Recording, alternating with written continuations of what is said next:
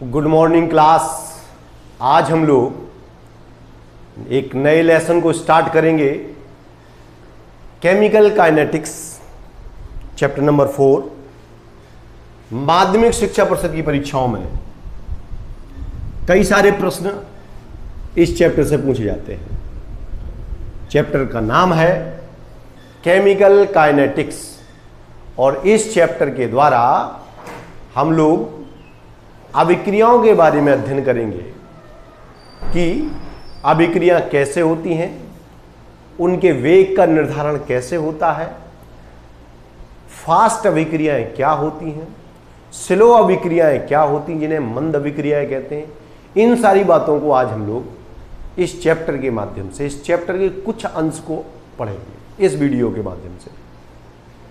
चलिए, तो पहले हम आपको यह बता दें कि रासायनिक बलगतिकी यानी केमिकल काइनेटिक्स क्या होता है। रासायनिक बलगतिकी बोलते हैं रासायनिक। Good morning class.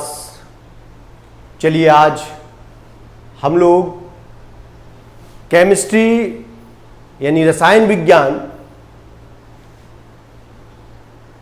से चैप्टर नंबर 4 केमिकल काइनेटिक्स को स्टडी करेंगे। नया चैप्टर आज प्रारंभ कर रहा हूं, इसके लिए थोड़ा अच्छी तैयारी करने की आवश्यकता है, क्योंकि इससे कई सारे प्रश्न यूपी बोर्ड और सीबीएसई बोर्ड में पूछे जाते हैं।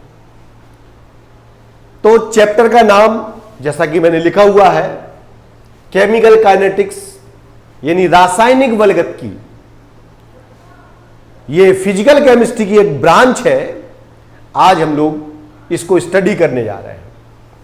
चलिए, सबसे पहले हम लोग डेफिनेशन को स्टडी करेंगे कि केमिकल काइनेटिक्स यानी रासायनिक बलगतिकी क्या चीज है। तो जैसा कि मैंने लिखा हुआ है, रासायनिक बलगतिकी भौतिक रसायन की शाखा, भौतिक रसायन की शाखा, भौतिक रसायन की शाखा जिसके अंतर्गत अभिक्रियाओं के वेग और उन पर पड़ने वाले प्रभावों को स्टडी किया जाता है या उन पर अध्ययन किया जाता है। भौतिक रसायन की वह शाखा रासायनिक बलगतिकी के नाम से जानी जाती है या केमिकल काइनेटिक्स के नाम से जानी जाती है। एक बार फिर से सुन लें, भौतिक रसायन की वह शाखा जिसके अंतर्गत अभिक्रियाओं के वेग और उन पर पड़ने वाले विभिन्न प्रभावों का अध्ययन किया जाता है, ऐसी शाखा हम लोग रासायनिक बलगतिकी के नाम से जानते हैं। तो मेरे ख्याल से डेफिनेशन अब क्लियर हो गई होगी केमिकल काइनेटिक्स क्या है। नाम में भी बात छिपी हुई है। केमिकल काइनेटिक्स मतलब जो केमिकल्स होते हैं उनकी रिएक्शन कैसे होती है, अभिक्रिया जो रिएक्शन का रेट होता है वो क्या होता है, उसकी डेफिनेशन क्या है, वो अभिक्रिया का जो रेट है किन किन फैक्टर से इफेक्ट होता है, इन सारी चीजों को इस चैप्टर के अंतर्गत अध्ययन किया जाता है। तो अभी हमने आपको डेफिनेशन क्लियर कर दी कि भौतिक रसायन की वह शाखा जिसके अंतर्गत अभिक्रियाओं के वेग और उन पर पड़ने वाले विभिन्न प्रभावों का अध्ययन किया जाता है, ऐसी शाखा, ऐसी ब्रांच रासायनिक बलगतिकी के नाम से जानी जाती है। चलिए, इस चैप्टर में एक और महत्वपूर्ण टॉपिक आ जाता है कि रिएक्शन क्या होती है। तो रिएक्शन के बारे में हम लोग जान लें कि रिएक्शन क्या चीज होती है, जिसे हम लोग हिंदी में अभिक्रिया कहते हैं। अभिक्रिया क्या होती है? अभिक्रिया एक ऐसी घटना है जिसमें कोई पदार्थ ए अपना स्वरूप भौतिक रासायनिक गुणों में परिवर्तन करके एक नए स्वरूप में परिवर्तित हो जाता है। किसी रासायनिक अभिक्रिया के माध्यम से कोई पदार्थ किसी दूसरे पदार्थ में परिवर्तित हो जाता है। उसके रासायनिक गुण चेंज हो जाएंगे, उसके भौतिक गुण चेंज हो जाएंगे, कई सारे परिवर्तन आने की संभावना रहती है। अब जो रिएक्शन होती है, रिएक्शन के बारे में जान लें कि रिएक्शन क्या होती है।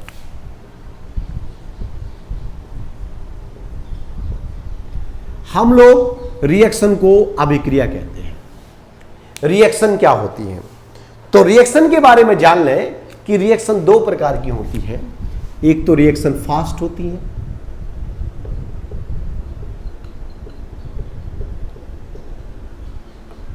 एक रिएक्शन कैसी होती है? फास्ट, और दूसरी रिएक्शन होती है स्लो।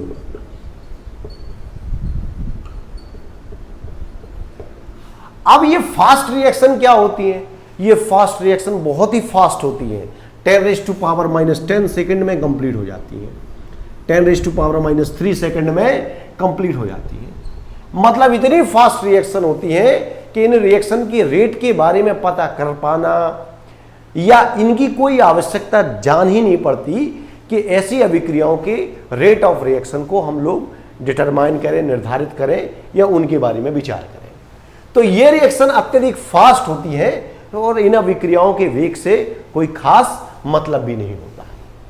एक दूसरी होती है स्लो रिएक्शन, और स्लो रिएक्शन वो होती है जो ऐसी अभिक्रिया जिनके होने में कुछ समय लगता है, वो अभिक्रियाएं स्लो कहलाती हैं।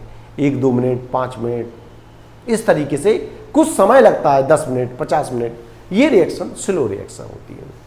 और एक इसी के सापेक्ष एक और रिएक्शन होती है जिनके बारे में हम लोग कह सकते हैं एक्सट्रीमली स्लो। Extremely slow. तो बेटे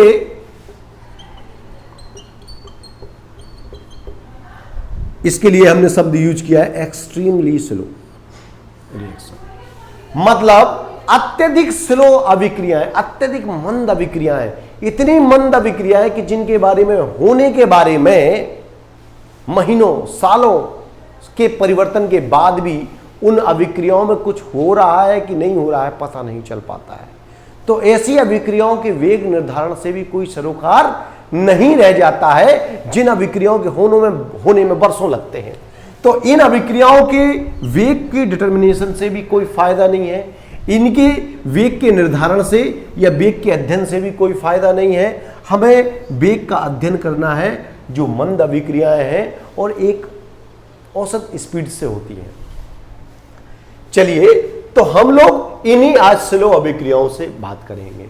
अभी हमने जाना कि रासायनिक बलगतिकी किसे कहते हैं, फिर हमने जाना कि अभिक्रिया कैसी होती हैं, फास्ट, स्लो और एक्सट्रीमली स्लो।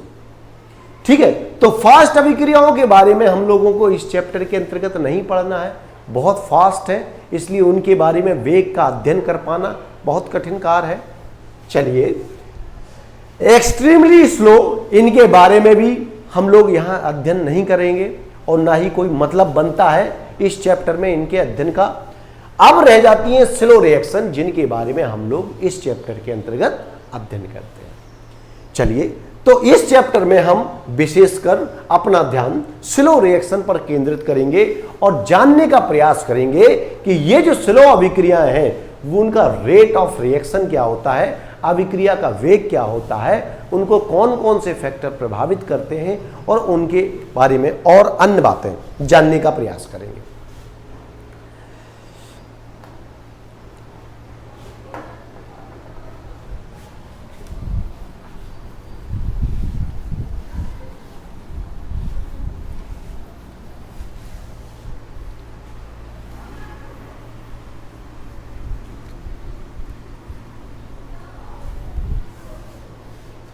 चलिए, अब हम एक नए टॉपिक को डिस्कस करते हैं। इसी टॉपिक से रिलेटेड एक नई बात हम लोग शेयर करेंगे कि अभिक्रिया के वेग यानी रेट ऑफ रिएक्शन से क्या तात्पर्य है, इसको कैसे डिफाइन किया जाता है।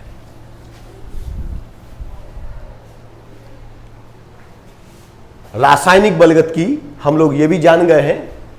चलिए, केमिकल काइनेटिक्स को रासायनिक बलगतिकी कहते हैं, इसके बारे में भी हमने जान लिया है।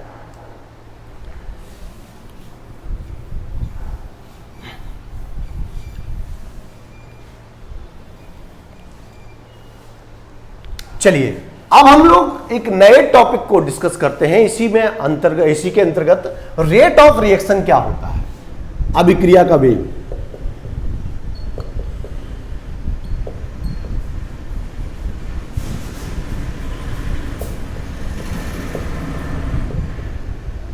जिसे हम लोग रेट ऑफ रिएक्शन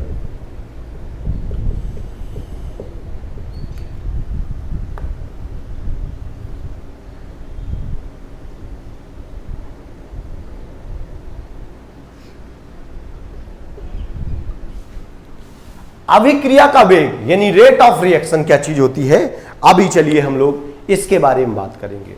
अभी हम लोग ने जाना कि अभिक्रिया बहुत फास्ट होती हैं, उनके बारे में यहां डिस्कस नहीं करना है। जो अत्यधिक स्लो होती हैं उनके बारे में डिस्कस नहीं करना है। हमें बात करना है जो मीडियम टाइप की रिएक्शन है, स्लो रिएक्शन, उन पे डिस्कस करना है। चलिए, अभिक्रिया का वेग क्या होता है, यानी जिसे हम लोग रेट ऑफ रिएक्शन कहते हैं। अभिक्रिया के वेग से क्या तात्पर्य है? वह है दर जिस पर समय के साथ अभिकारी या परिणामी पदार्थों का सांद्रण परिवर्तित हो जाता है। अभिक्रिया का वेग या अभिक्रिया की दर कहलाती है। जैसे हम लोग इसको समझने से पहले कुछ और बातें जान लेते हैं कि किसी अभिक्रिया में मान लीजिए ये पदार्थ ए है और ये बी बन रहा है, ठीक है। जो इस एरो के पहले है वो रिएक्टेंट होते हैं, जो एरो के बाद होते हैं वो प्रोडक्ट होते हैं। रिएक्टेंट को क्रियाकारी बोलते हैं, क्रियाकारी, और जो प्रोडक्ट होते हैं उनको उत्पाद बोलते हैं। ये क्रियाकारी, इनका काम होता है क्रिया करना और इनका काम होता है क्रिया के बाद बनना।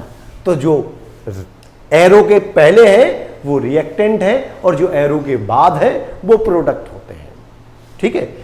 किसी भी रासायनिक अभिक्रिया में ये जो रिएक्टेंट होते हैं ना, ये प्रोडक्ट में परिवर्तित होने का प्रयास करते हैं।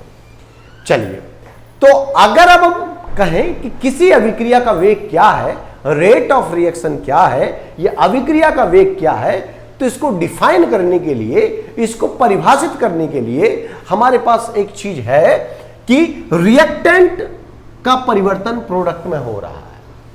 हमने बताया वह है दर जिस पर समय के साथ रिएक्टेंट के सांद्रण में कमी होती है या फिर प्रोडक्ट के सांद्रण में वृद्धि होती है। क्योंकि मान लीजिए जैसे जैसे टाइम जब जीरो है, टाइम जीरो है, मान लीजिए ए के 100 मोल लिए गए हैं, लेकिन टाइम जब 1 मिनट हो जाता है तो मान लीजिए 100 में से 90 मोल रह गए। अगला टाइम 2 मिनट हो जाता है, फिर मान लीजिए 80 मोल रह गए हैं। इसके बाद जैसे अकॉर्डिंगली टाइम बढ़ता चला जाएगा, number of mole of reactant कम होते चले जाएंगे, और जितने मोल यहां कम होते चले जाएंगे उतने ही सापेक्ष, उसी के सापेक्ष प्रोडक्ट के मोल बढ़ते चले जाएंगे। तो किसी भी रासायनिक अभिक्रिया में पहले हम लोग ये जान लें कि होता क्या है। किसी रासायनिक अभिक्रिया में रिएक्टेंट के सांद्रण में निरंतर कमी होती चली जाती है, जबकि प्रोडक्ट के सांद्रण में निरंतर वृद्धि होती चली जाती है। तो यदि हमें किसी रासायनिक अभिक्रिया के वेग को डिफाइन करना है, परिभाषित करना है, तो हम कहेंगे अकॉर्डिंग टू टाइम रिएक्शन, जो रिएक्टेंट है उनके सांद्रण में होने वाली कमी को रेट ऑफ रिएक्शन कह सकते हैं, अथवा अकॉर्डिंग टू टाइम प्रोडक्ट के सांद्रण में होने वाली वृद्धि को भी अभिक्रिया के वेग या अभिक्रिया की दर के नाम से जान सकते हैं। तो हम लोग यहां डेफिनेशन के रूप में केवल इतनी बात लिख सकते हैं कि वह दर जिस पर समय के साथ अभिकारी या परिणामी पदार्थों के सांद्रण में परिवर्तन होता है, अभिक्रिया का वेग या रेट ऑफ रिएक्शन कहलाती है। इसको हम लिख भी सकते हैं, वह दर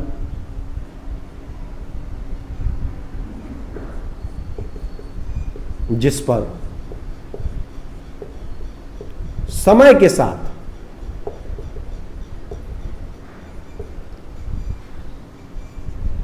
अभिकारी यानी रिएक्टेंट व परिणामी यानी प्रोडक्ट पदार्थों के सांद्रण में परिवर्तन होता है अभिक्रिया की दर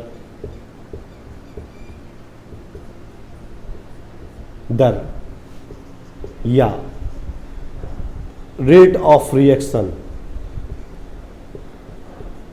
कहलाती है। बेटे हमने यहां दोनों बातें लिखी है।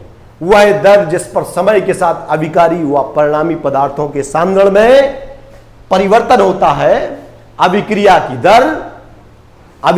दर या रेट ऑफ रिएक्शन, अभिक्रिया की दर या रेट ऑफ रिएक्शन कहलाती है। तो बेटे ये अभिक्रिया के वेग की डेफिनेशन हो गई। अगर हम लोग इसको चाहें तो एक दूसरे प्रकार से भी डिफाइन कर सकते हैं। कैसे? आप लोगों ने ये बात तो समझ ली होगी, किसी रासायनिक अभिक्रिया में जैसे जैसे टाइम बढ़ता है, रिएक्शन के दौरान रिएक्टेंट के सांद्रण में कमी दर्ज होती है और प्रोडक्ट के सांद्रण में वृद्धि दर्ज होती है। सपोज दैट यहाँ 100 मोल थे, तब यहाँ टाइम 0 था, 0 मोल थे, लेकिन जैसे ही 1 मिनट हो गया 90 के बाद यहाँ 10 मोल पैदा हो गए। यहाँ जैसे यहाँ 10 कम हुए, अब यहाँ 20 मोल हो गए। तो इस तरीके से आप देखेंगे कि जैसे जैसे रिएक्शन प्रोसीड करेगी वैसे वैसे रिएक्टेंट का जो सांद्रण होता है उसके सांद्रण में कमी होती चली जाएगी और प्रोडक्ट के सांद्रण में धीरे धीरे करके वृद्धि होती चली जाएगी। तो अगर हमें किसी रासायनिक अभिक्रिया के वेग को बताना है कि स्पीड क्या है, तो आप यहां बताएंगे 10 मोल पर मिनट चेंज हो रहा है, 10 मोल पर मिनट, 10 मोल पर मिनट। तो ये इस अभिक्रिया की स्पीड हो गई। यहां क्या चेंज हो रहा है? 10 मोल पर मिनट, 10 मोल पर मिनट वृद्धि हो रही है। तो अभिक्रिया के वेग को चाहे तो इसकी घटने की दर से डिफाइन कर सकते हैं, चाहे तो इसकी बढ़ने की दर से डिफाइन कर सकते हैं। ये अभिक्रिया के वेग को समझने का एक तरीका हो गया। चलिए इसको समझने के साथ इसके पैरेलल हम एक दूसरी डेफिनेशन भी तैयार कर सकते हैं, बिल्कुल इसी से मिलती जुलती है।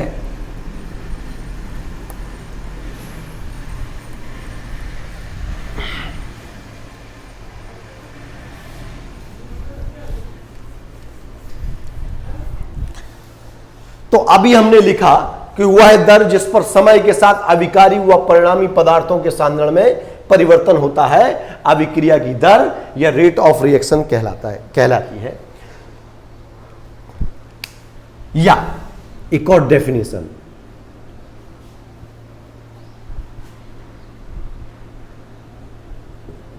किसी अभिक्रिया में, ये दूसरी डेफिनेशन मैं बता रहा हूं, किसी रासायनिक अभिक्रिया में या किसी अभिक्रिया में इकाई समय में अभिकारी अणुओं के सांद्रण में कमी अथवा परिणामी अणुओं के सांद्रण में वृद्धि अभिक्रिया की दर या अभिक्रिया का वेग के नाम से जाना जाता है।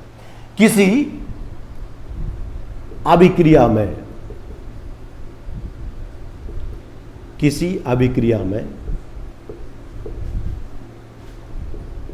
एकांक समय में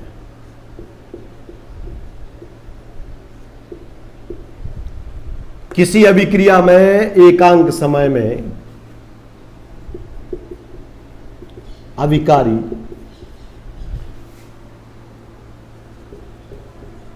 अणुओं के सांद्रण में कमी अथवा परिणामी अणुओं के सांद्रण में वृद्धि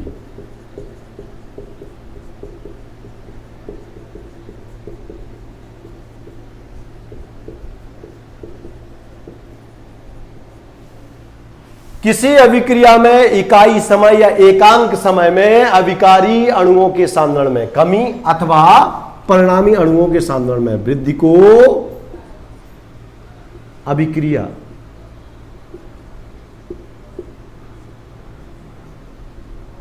का वेग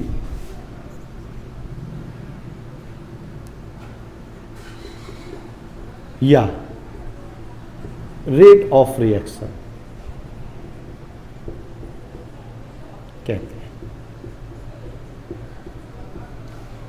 अगर किसी, ये दूसरी डेफिनेशन, किसी अभिक्रिया में एकांक समय में अभिकारी अणुओं के सांद्रण में कमी अविकारी अणुओं के सांद्रण में कमी अथवा परिणामी अणुओं के सांद्रण में वृद्धि को अभिक्रिया का वेग या रेट ऑफ रिएक्शन कहते हैं। अभी आपने देखा ए रिएक्टेंट था, बी प्रोडक्ट था। ए के सांद्रण में कमी हो रही थी, बी के सांद्रण में वृद्धि हो रही थी। तो अगर हमें डेफिनेशन बताना है तो हम क्या कहेंगे, समय अभिक्रिया में रिएक्टेंट के अणुओं के सांद्रण में होने वाली कमी बटे समय, या परिणामी अणुओं के सांद्रण में होने वाली वृद्धि बटे समय। इस प्रकार से हम लोग किसी रासायनिक अभिक्रिया के वेग को डिफाइन कर सकते हैं। अब यहां जानना आवश्यक है कि ये अभिकारी कौन होते हैं। अभिकारी का मतलब होता है जो क्रिया करने वाले, जिन्हें हम लोग रिएक्टेंट कहते हैं। दूसरी बात ये होती है कि परिणामी कौन होते हैं। परिणामी का मतलब होता प्रोडक्ट, जो किसी रासायनिक अभिक्रिया में बनते हैं, उत्पाद बोलते हैं, जिन्हें क्रियाफल भी कहते हैं। तो बेटा ये दो डेफिनेशन है, अभिक्रिया के वेग को डिफाइन करने के लिए पर्याप्त है। अगर फॉर्मूला लिखना हो तो हम लोग लिख सकते हैं अभिक्रिया की दर, अभिक्रिया दर बराबर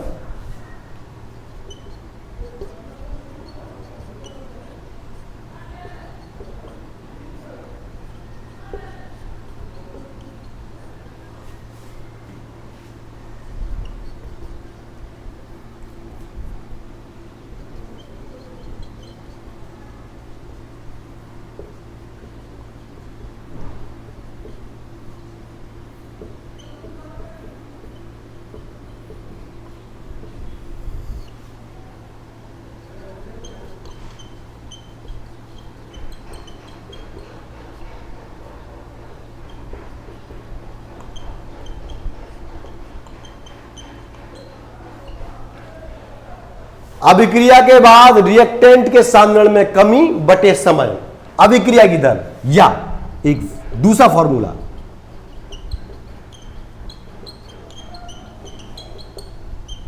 अभिक्रिया के बाद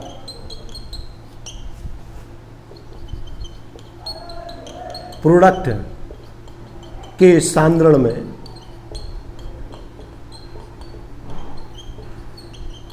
वृद्धि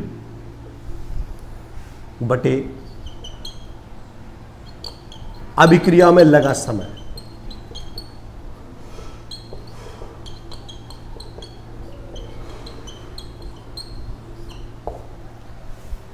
अभिक्रिया में लगा समय बेटे, ये अभिक्रिया की दर को डिफाइन करने के लिए एक फॉर्मूला है। अभिक्रिया के बाद रिएक्टेंट यानी क्रियाकारी के सांद्रण में कमी और अभिक्रिया में लगा समय, या एक दूसरा फॉर्मूला बन जाएगा अभिक्रिया के बाद प्रोडक्ट के सांद्रण में हुई वृद्धि बटे अभिक्रिया में लगा समय। इस प्रकार से दो सूत्र हैं या दो माध्यम हैं, दो तरीके हैं जिनके माध्यम से रेट ऑफ रिएक्शन को डिफाइन कर सकते हैं। एक रिएक्टेंट का साइड लेकर के डिफाइन कर सकते हैं, दूसरा प्रोडक्ट का साइड लेकर के भी डिफाइन कर सकते हैं। जब ध्यान रखेंगे, जब रिएक्टेंट का साइड लेकर के डेफिनेशन तैयार करेंगे तो हम लोग कमी की बात करेंगे, और जब प्रोडक्ट का साइड लेकर के डेफिनेशन तैयार करेंगे तो हम लोग वृद्धि की बात करेंगे। क्योंकि किसी रासायनिक अभिक्रिया के होने में प्रोडक्ट के कंसंट्रेशन में वृद्धि होती है, जबकि रिएक्टेंट के कंसंट्रेशन में कमी होती है। इस प्रकार से हम लोग इसको डिफाइन कर सकते हैं। चलिए अब बात करते हैं अगला इसी से संबंधित एक टॉपिक है। चलिए आइए, इसके बाद हम लोग ये फॉर्मूला जान गए हैं कि अभिक्रिया की दर, अभिक्रिया के बाद रिएक्टेंट के सांद्रण में कमी, अभिक्रिया में लगा समय। अब इस सूत्र को हम लोग, इस इतने बड़े सूत्र को हम लोग संक्षिप्त में परिवर्तित कर सकते हैं। तो अभिक्रिया के वेग को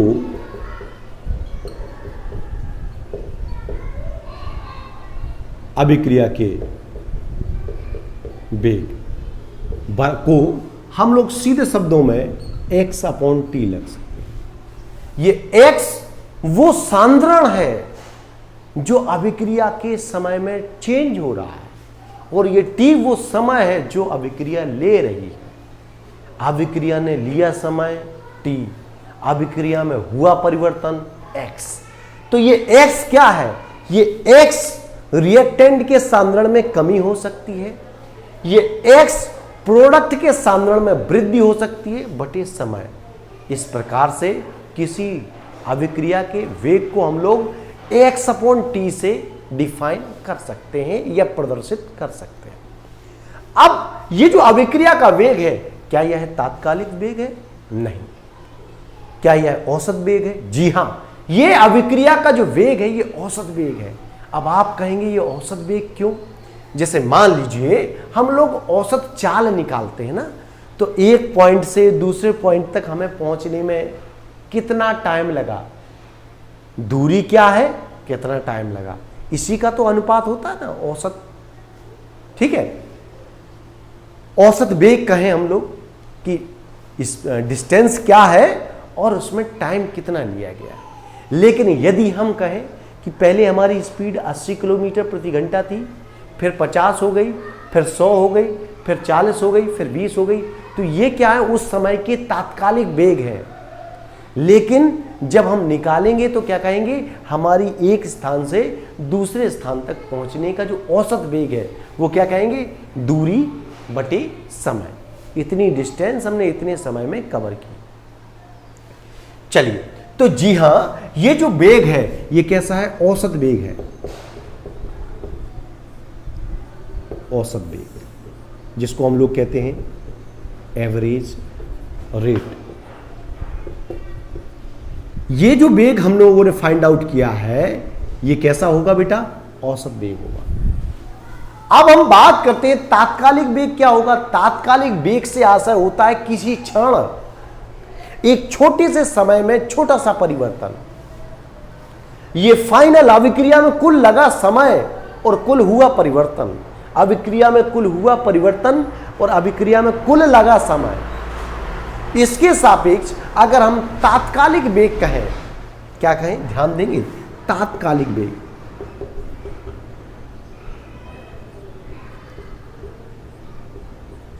वेग, इसको हम लोग इंग्लिश में कह सकते हैं इंस्टेंटेनियस।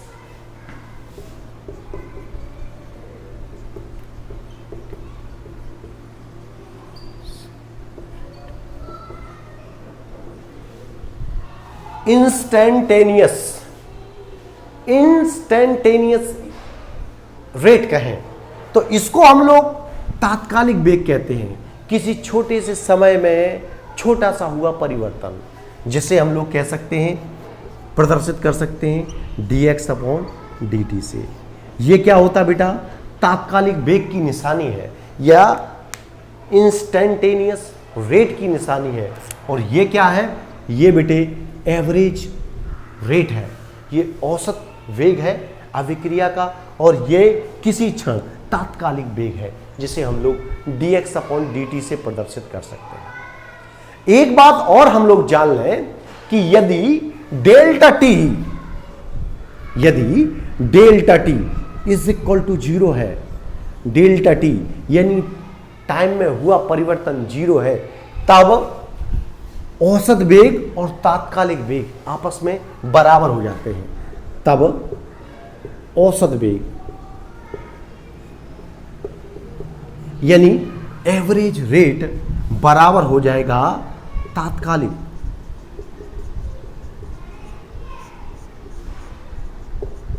वेग के। मतलब जब टाइम में परिवर्तन 0 है तब जो है औसत वेग और तात्कालिक वेग आपस में बराबर रहते हैं। तो ये बात हम लोग नोट कर रखें, हो सकता है इस पर कोई हमें वस्तुनिष्ठ प्रश्न पूछ लिया जाए। ठीक है, तो ये ध्यान रखेंगे। अब हम लोगों ने x अपॉन टी को जान लिया, ये क्या होता? अभिक्रिया का वेग। और ये अभिक्रिया का वेग कैसा होगा? तात्कालिक नहीं होगा, ये औसत वेग होगा। हम लोग अगर तात्कालिक वेग की बात करें तो इंस्टेंटेनियस रेट वो dx अपॉन dt से प्रदर्शित किया जाता है। और हम किसी क्षण अगर अभिक्रिया के वेग की बात करते हैं तो यही अभिक्रिया का वेग होगा, क्योंकि किसी रासायनिक अभिक्रिया के प्रारंभ के समय उसकी स्पीड ज़्यादा होती है। जैसे वो अभिक्रिया सने सने होती जाती है वैसे वैसे उसकी रेट कम होती चली जाती है। ऐसा क्यों होता है? इसका कारण ये है, द्रव्यानुपातिक क्रिया का नियम आप लोगों ने पढ़ा हुआ है, उसमें बताया गया है कि किसी अभिक्रिया की दर उसके अभिकारी पदार्थों की सक्रिय सांद्रण के समानुपाती होती है। यदि अभिकारी पदार्थों का सक्रिय सांद्रण अधिक है तो अभिक्रिया की वेग अधिक होगा। अगर सक्रिय सांद्रण कम रह गया, अभिक्रिया का वेग कम हो जाएगा। मात्रा और कम रह गई, अभिक्रिया का वेग कम हो जाएगा। जैसे जैसे रिएक्टेंट की मात्रा कम होती चली जाएगी, अभिक्रिया का वेग भी कम होता चला जाएगा। तो हम लोग एक एग्जाम्पल की सहायता से इसको समझ सकते हैं। एक छोटा सा एग्जाम्पल देकर के हम लोग इस बात को समझ सकते हैं।